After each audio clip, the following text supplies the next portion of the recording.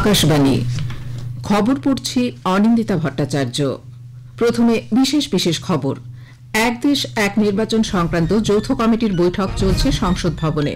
১২৯তম সংবিধান সংশোধনী বিল এবং কেন্দ্রীয় অঞ্চল আইন সংশোধনী বিল পর্যালোচনা করা হচ্ছে ওই বৈঠকে। বিহারে ভোটার তালিকায় বিশেষ নিবিড় সংশোধনের প্রক্রিয়ায় ৬৬% কাজ সম্পন্ন। নির্ধারিত সময়সীমা শেষ হচ্ছে ২৫শে জুলাই। প্রধানমন্ত্রী নরেন্দ্র মোদী আগামীকাল রোজগার মেলায় ৫১,০০০-এরও বেশি নবনিযুক্তদের নিয়োগপত্র প্রদান করবেন।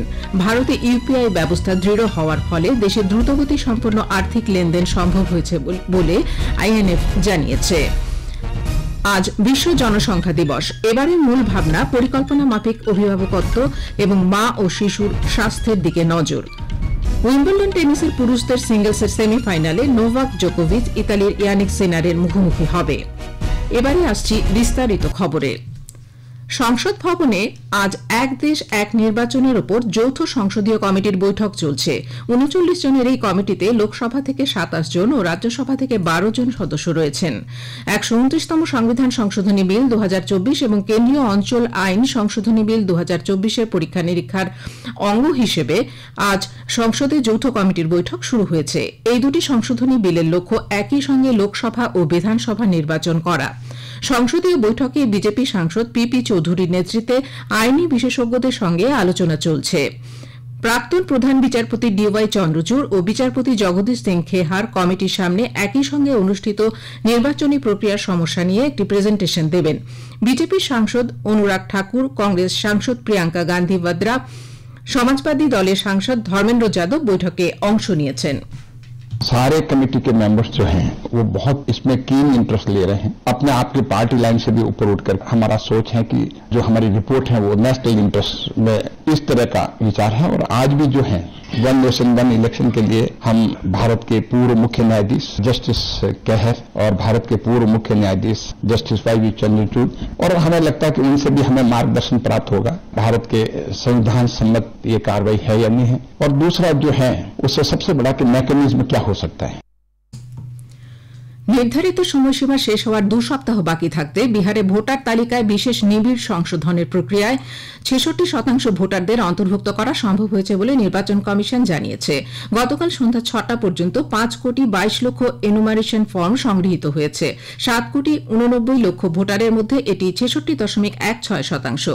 ২৪শে জুন এই প্রক্রিয়া শুরু হয়েছে। নিবিড় সংশোধনের কাজে এই অগ্রগতির জন্য নির্বাচন কমিশন ভোটারদের জোরালো অংশগ্রহণ এবং বুথ লেভেলের ৭৮,০০০ আধিকারিক এবং প্রবীণদের সাহায্যকারী ৪ লক্ষ স্বেচ্ছাসেবকদের কৃতিত্ব দিয়েছে। পাশাপাশি স্বীকৃত রাজনৈতিক দলগুলির মাধ্যমে ১,৫৬,০০০ বুথ লেভেল এজেন্টকে এই কাজে নিয়োগ করা হয়েছে। প্রধানমন্ত্রী নরেন্দ্র মোদী আগামীকাল রোজগার মেলায় ভিডিও কনফারেন্সিং এর মাধ্যমে ৫১,০০০-এরও বেশি নিয়োগপত্র সরকারের বিভিন্ন দপ্তরে নবনিযুক্ত যুবকদের প্রদান করবেন। এই ভিডিও অনুষ্ঠানে তিনি নতুন নিযুক্তদের উদ্দেশ্যে ভাষণ দেবেন। ১৬তম রোজগার মেলা দেশজুড়ে ৪৭টি জায়গায় হবে। কেন্দ্র সরকারের বিভিন্ন মন্ত্রক ও অন্যান্য বিভাগে নিয়োগ প্রক্রিয়া চলছে। রোজগার মেলার মাধ্যমে এখনো পর্যন্ত ১০ লাখের বেশি নিয়োগপত্র প্রেরণ করা হয়েছে। রেল মন্ত্রক, স্বরাষ্ট্র, স্বাস্থ্য ও পরিবার কল্যাণ, শ্রম ও নিয়োগ এবং ডাক বিভাগ সহ একাধিক বিভাগে নতুন নিয়োগ হচ্ছে। প্রধানমন্ত্রী নিয়োগ বৃদ্ধির পরিকল্পনায় অগ্রাধিকারের লক্ষ্যে রোজগার মেলা অন্যতম প্রয়াস। মাধ্যমে দেশ গঠনের জন্য যুবদের উদ্বুদ্ধ করতে এবং তাদের স্বাবলম্বী করে সুযোগ সুবিধা প্রদানের ক্ষেত্রে রোজগার মেলার গুরুত্ব অপরিসীম।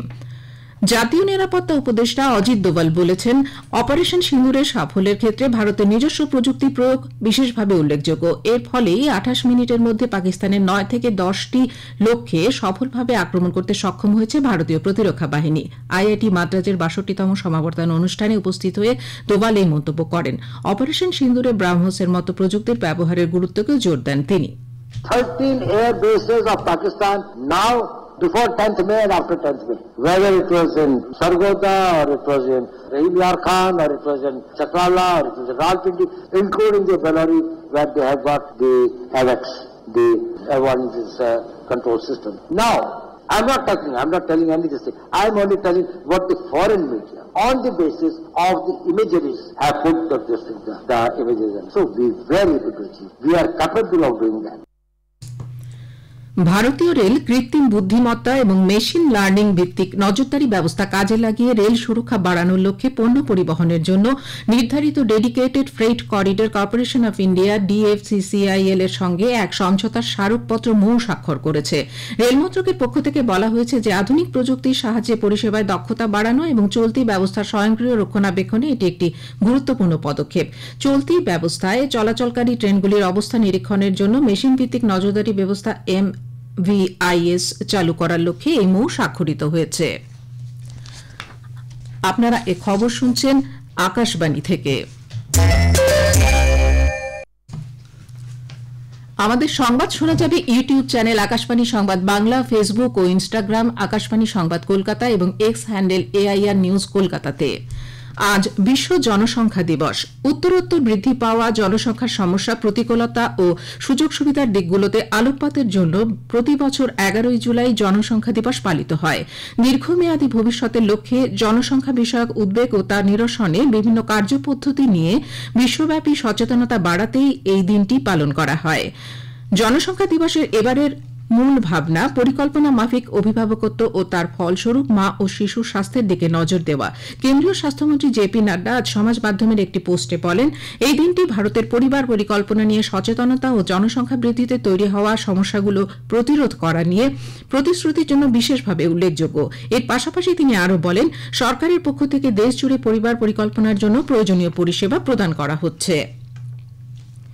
আন্তর্জাতিক অর্থ ভাণ্ডার IMF একটি বিবৃতিতে জানিয়েছে, অন্যান্য দেশের তুলনায় ভারত দ্রুতগতি সম্পন্ন পেমেন্ট ব্যবস্থার সুবিধা দিচ্ছে।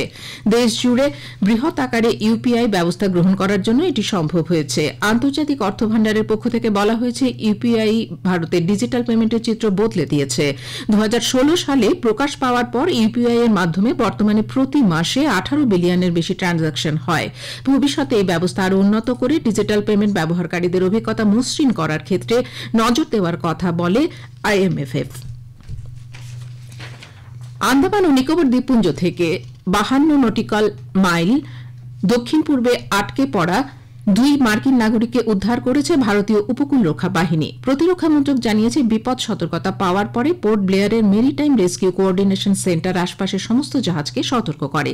ভারতীয় উপকূলরক্ষী বাহিনী মন্ত্রণালয় জানিয়েছে, ভারতীয় উপকূলরক্ষী বাহিনীর জাহাজ রাজবীরকে মোতায়েন করা হয় এই কাজে। ভারী বাতাস এবং যান্ত্রিক অক্ষমতা সত্ত্বেও ক্রুদের নিরাপদ অবস্থায় উদ্ধার করা সম্ভব হয়েছে।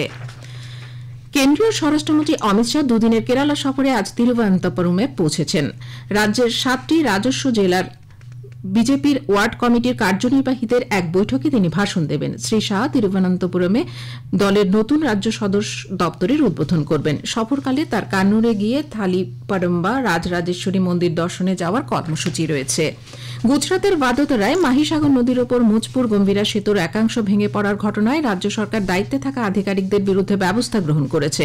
প্রাথমিক তদন্তে পাওয়া তথ্যের ভিত্তিতে নির্বাহী বাস্তুকার, 2 ডেপুটি এক্সিকিউটিভ ইঞ্জিনিয়ার এবং সড়ক ও বিল্ডিং বিভাগের অ্যাসিস্ট্যান্ট ইঞ্জিনিয়ারকে সাসপেন্ড করা হয়েছে। এই নির্দেশ অবিলম্বে কার্যকর হয়েছে। অন্যদিকে জেলা কালেক্টর অনিল ধামলিয়া জানিয়েছেন, সেতুর একাংশ ভেঙে পড়ার ঘটনায় মৃতের সংখ্যা হয়েছে 15। আবহাওয়ার খবর। আবহাওয়া দপ্তর আগামী 2 থেকে 3 দিন দেশের উত্তর পশ্চিমাঞ্চলে ভারী থেকে অতি ভারী বৃষ্টির পূর্বাভাস দিয়েছে। এছাড়াও আগামী 3 থেকে 4 দিন মধ্য ভারতে ভারী থেকে অতি ভারী বৃষ্টিপাত অব্যাহত থাকতে পারে। আগামী 7 দিন উত্তর পূর্বাঞ্চলে বজ্রপাত এবং বজ্রপাতের সাথে হালকা থেকে মাঝারি বৃষ্টিপাতের সম্ভাবনা। আজ উত্তরাখণ্ড, হিমাচল প্রদেশ, উত্তরপ্রদেশ, পাঞ্জাব, হরিয়ানা, চণ্ডীগড়, মধ্যপ্রদেশ, বিদর্ভ, ছত্তিশগড় এবং ঝাড়খণ্ড, পূর্ব রাজস্থানে অতি ভারী বৃষ্টিপাতের পূর্বাভাস রয়েছে।